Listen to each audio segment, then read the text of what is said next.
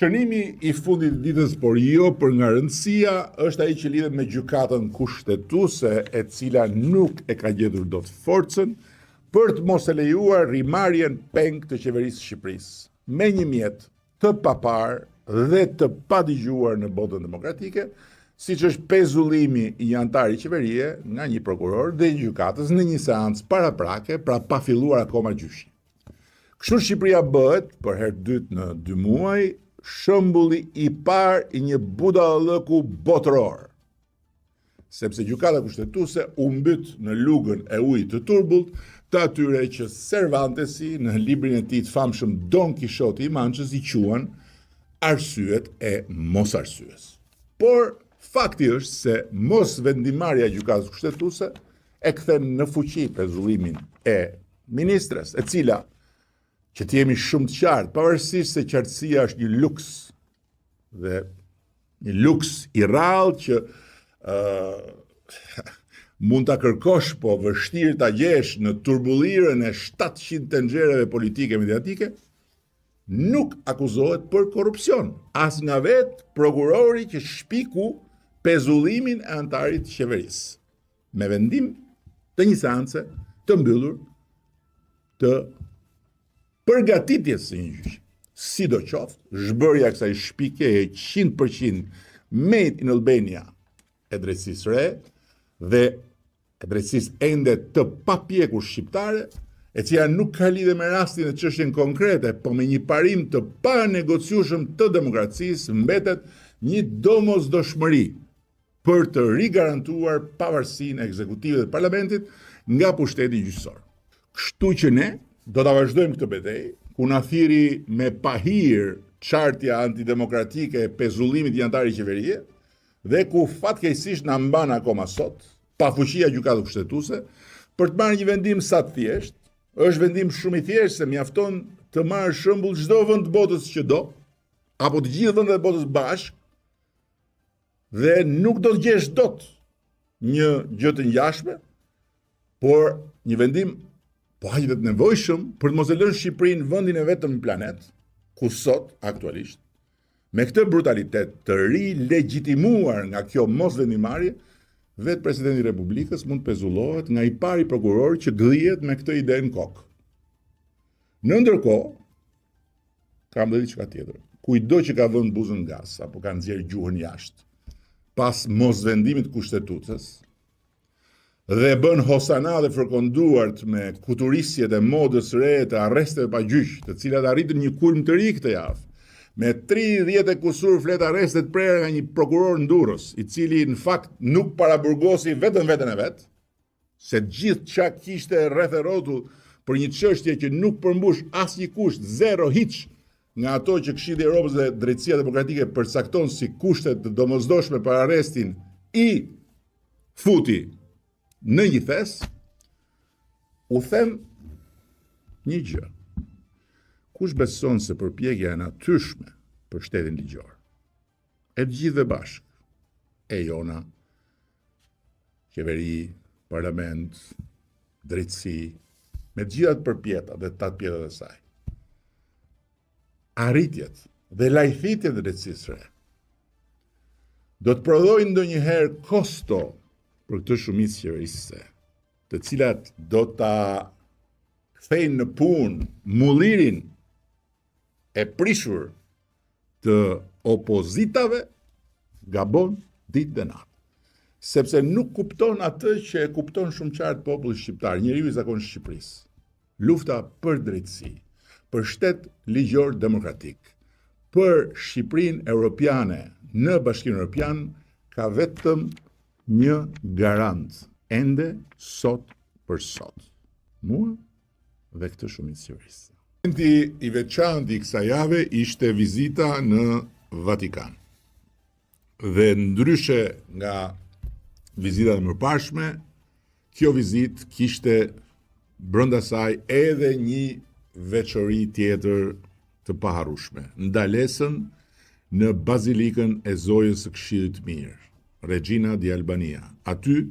ku ruhet shëmbëltyra e Shënmërisë, shkëputur nga muri i kishës së vjetër të Shkodrës në vitin 1467. Asnjë kryetar shteti apo qeveria shqiptare nuk e kishte shkelur pragun e kësaj bazilike, kjo edhe për turpin tim që këtë ndalesë e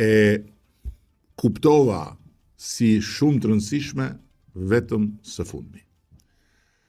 Bazilika ka dhe një specifik tjetër. Ajo është një destinacion i rëndësishëm nën kujdesjen e urdhrit Agustinian, që është dhe urdhri i Papa Luanit të 14 apo Leonit të 14. Nëse të mëparshmit i thoshim Gjon Pali i dytë, këti du t'i themi Luani i 14. Papa Luani 14 apo Leoni 14, ndalesën e parë apo gjën e parë që bëri pasi u zgjodh dhe pasi doli tymi i bardh mbi Selin e Shenjtë,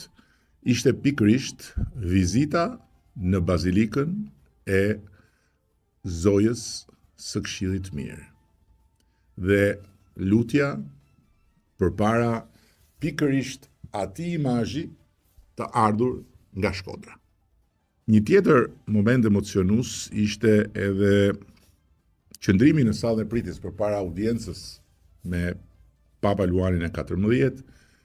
ku u ktheva mbrapa në kohë. Në po atë sallë, në pritje të takimit të paharrueshëm me Papa Franceskun,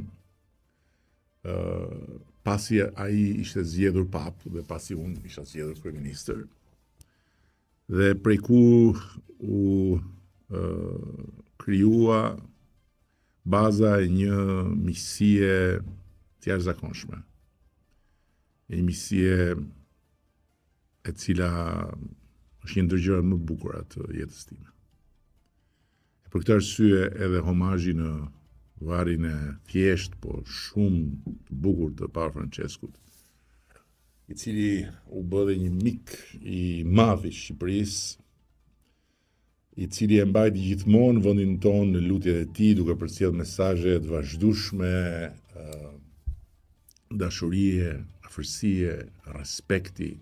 mirësie për popullin shqiptar, ishte absolutisht prekës. Nga ana tjetër, patjetër që ishte me një peshë të veçantë, siç mund të kuptohet, edhe prezantimi me Papa Luanin e 14, një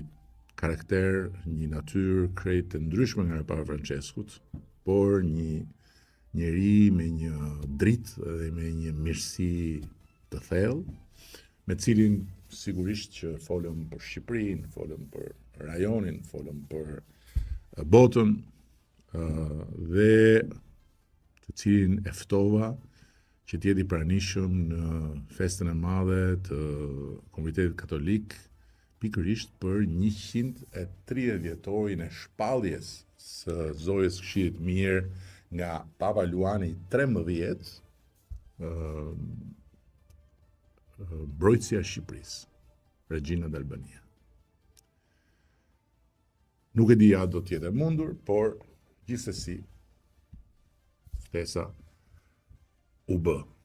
dhe Papa u shpreh shumë i interesuar. Në ndërkohë që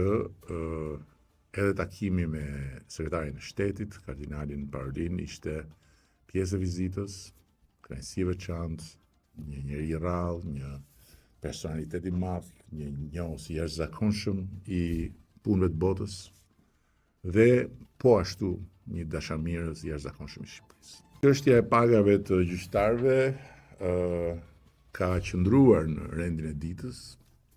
ka pasur shumë komente, ka pasur shumë çuditëra, ka pasur dhe shumë absurditete që e kanë shoqëruar këtë debat ku për fat keq përmes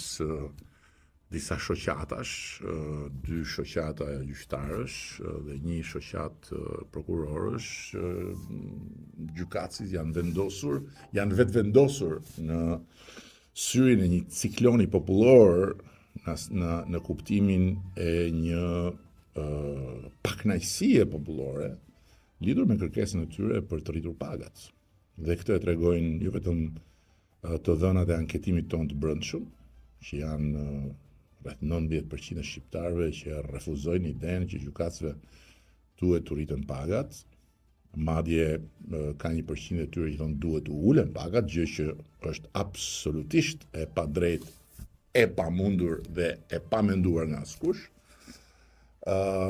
Ndërkohë që vetë gjykatësit pretendojnë që ne duam të ulim pagat. Dhe më e bukura, në një insistim të një arsyetimi absolutisht të pa justifikueshëm për nga shëndeti logjik, zërat që e përfaqësojnë atë kategori thonë se pagat e tyre po ulen për shkak se pagat e tjerëve po rriten. Do me thënë, edhe një herë, çfarë ne kemi bërë me reformën në drejtësi ka qenë shpreha e një vullneti shumë të fortë edhe në drejtim të rritjes pagave të gjyqtarëve. U kemi dhënë atyre mesazhin që taksa paguesi shqiptar do të bëjë një sakrificë dhe do të paguajnë ekstra për të gjithë ata ndër ju që pasi të kalojnë procesin e vettingut do të përballen me sfidën e madhe të pavarësisë së pushtetit gjyqësor dhe të ndërtimit të një ngrehine solide bazuar mbi parimet dhe vlerat e kushtetutës dhe të jetës demokratike të atij pushteti në shërbim të qytetarëve dhe si garant i barazisë para ligjit. Dhe këtë bëm duke thyer praktikisht piramidën e pagave. Në çdo vend të botës ka një piramidë pagash, e cila fillon me presidentin e Republikës dhe zbret. Në ndërkohë që në mënyrën më të vetëdijshme pagat e gjyqtarëve ne i rritëm mbi të gjithë. I rritëm mbi të gjithë për ato arsye që thash, por nuk i vendosëm mbi të gjithë me idenë që sa herë do rriten këto, do rriten dhe këto. Dhe që Shqipëria do të bëka vendi i vetëm në planet ku mbi të gjithë dhe të gjitha është kasta e gjykatësve. Kjo nuk mund të ndodhë dhe kjo nuk ka për të ndodhur. Të paktën jo me mua dhe me Partinë Socialiste të Shqipërisë si shumicë qeverisëse dhe jo në asnjë mënyrë si një sfidë ndaj pushtetit gjyqësor, por si një thirrje, si një domosdoshmëri e brendshme e shtetit që të gjitha kategoritë e shërbëtorëve të tij, përfshirë dhe gjykatësit, të kenë sensin e drejtës dhe sensin e shtetit, duke mos kërkuar qiqra në hell, aq më tepër pastaj duke përdorur dhe gurin dhe arrën që gjykatësit kanë dorë vetë. Kjo është shumë e thjeshtë. Dhe kjo është dhe arsyeja pse unë nuk kam hyrë në asnjë polemik me asnjë person, se nuk ka asgjë personale në këtë, ndërkohë që, siç ndodhi, jam sulmuar personalisht dhe është sulmuar qeveria nga autorët e deklaratës së një shoqate të gjykatësve që jam i bindur nuk janë konsultuar me të gjithë gjykatësit për tekstin, se jam i sigurt që do t'i thoshin po çfarë po bëni, ne jemi këtu për të kërkuar diçka për veten tonë, por nuk jemi këtu për të bërë politikë dhe për të sulmuar qeverinë e kësaj republike se të ishin parti politike. Apo jo. Gjithsesi, mendoj që pozitive është që nuk ka pasur reagim të reagimit tim, nuk dua të bëj polemik, dua vetëm të them që gjykatësit nuk mund të kenë një rritje pagash të përjetshme mbi të gjithë të tjerët, dhe gjykatësit nuk mund të arrisin pagën e tyre me 2.000 dhe 3.000 euro në muaj, plus nga ajo që marrin që është më e lartë se sa që marrin sot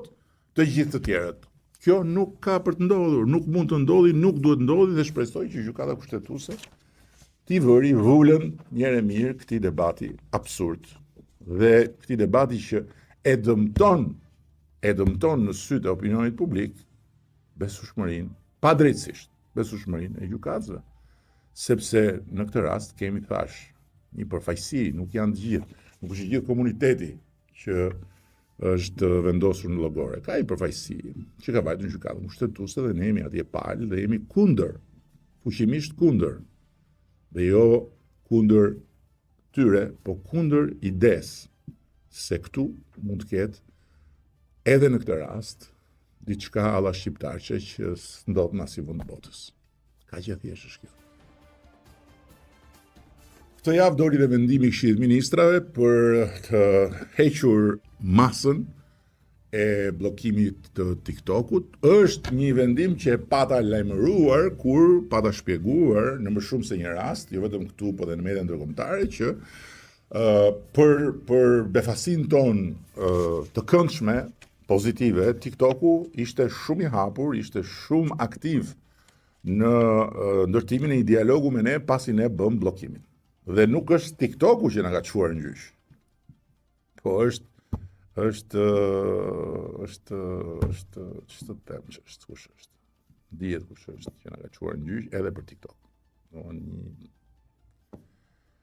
Dhe kështu që çfarë të thuash, kështu që ajo që pata paralajmëruar ka ndodhur sepse me TikTokun kemi vendosur jo vetëm një komunikim, por kemi vendosur një bazë të re. Dhe për këtë arsye vendimi i Këshillit të Ministrave nuk është tërheqje, nuk është dorëzim, aq më pak pastaj nuk është mbyllje sysh, siç është komentuar me sa më thonë, por është rezultati i një procesi serioz, rishikimi dhe një pune konkrete, adresimi real të shqetësirave për sigurinë dhe për filtrat e nevojshëm që të ketë shumë më tepër kontroll në kuptimin e mirë të fjalës, jo censur, po kontroll, mbi gjithë aktivitetin dhe mbrojtje të fëmijëve dhe të më të rinjve në radhë të parë. Ky ishte edhe qëllimi i bllokimit. Interesi publik, mbrojtja e fëmijëve. Dhe kjo ishte edhe vija e dialogut, dhe sot TikToku është sërish i aksesueshëm sepse janë vendosur mekanizma të ri sigurie. Ka filtra të ri mbi përmbajtjen, ka kontrolle efektive dhe mënyra raportimi dhe trajtimit të shkeljeve që nuk kishim më parë. Kështu që kjo është e gjitha. Një tjetër vendim që besoj ja vlen të nënvizohet është miratimi i projektit për amnistim penale, një akt me ndikim drejt për drejt në funksionimin e sistemit ton të drejtësisë penale, por dhe në frymën e kësaj drejtësie. Dhe ky projekt përfshin lirimin e menjëhershëm të 447 personave nga institucionet e vojtës dënimit, ulje dënimi për qindra persona të tjerë, amnistimin nga masat alternative të shërbimit të provës, si dhe pushimin e ndjekjes penale për vepra penale të lehta. Është një vendim që përfaqëson përsëri një zgjedhje qartë politike. Ta orientojmë drejtësinë drejt veprave që paraqesin rrezik real për shoqërinë dhe të shmangim përdorimin disproporcional të forcës represive të shtetit përmes ndëshkimit penal për raste që nuk e justifikojnë përdorimin e forcës. Kjo natyrisht do të sjellë si pastaj efekt të vetin ansor, po shumë të rëndësishëm, edhe uljen e mbi popullimin në burgje, edhe uljen e kostove, por edhe rritjen e investimeve për të rritur cilësinë e jetës në institucionet tona penitenciare. Ligji është i qartë, ka kufi të mirë përcaktuar, nuk përfshin asnjë vepër të rëndë penale, krimet kundër jetës, dhunës, korrupsioni, krimi organizuar, janë të përjashtuara nga amnistia, dhe në ndërkohë është një hap konkret që do të pasohet nga tjerë në raport me idenë totalisht të keq shfrytzuar dhe të keq përdorur të paraburgimit. Paraburgimi është një plag në Shqipëri, një plag e evidentuar më së miri dhe më së qarti nga Komiteti për Parandalimin e Torturës i Këshillit të Evropës, një plag me të cilën përballet çdo ditë shoqëria, dhe ne jemi të vendosur që do të ndërhyjmë për ta shëruar këtë plag me masa të tjera, me ato që e kam quajtur reflektimi i madh dhe për cilin po punojmë me një sër partnerësh shumë të rëndësishëm europian për të bërë ndërhyrjet e dhura dhe pa humbur shumë kohë. Vlerësimi i diellës me çmimin Future Fit Seal në edicionin e këtij viti të çmimeve të samitit botror të qeverisjes në Dubai është një tjetër arsye për të qenë krenar për çka kemi bërë në drejtim të teknologjisë edhe të futjes së inteligjencës artificiale në funksion të interesit publik, por është dhe një inkurajim shumë i madh dhe shumë domethënës kur ke parasysh faktin se Shqipëria vendoset në pjedestalin e vendeve që marrin çmime nga ky samit prestigjos, një nga platformat globale për të ardhmen e qeverisjes, aty ku diskutohet se si teknologjia po e riformson marrëdhënien me shtetet e qytetarëve dhe ku Shqipëria vendoset edhe një herë në fokus, këtë herë për një produkt për të cilin ne po vazhdojmë punën dhe mbi të cilin jo vetëm shqiptarët, por dhe bota do të dëgjojnë të reja të tjera më shpejt se sa vonë.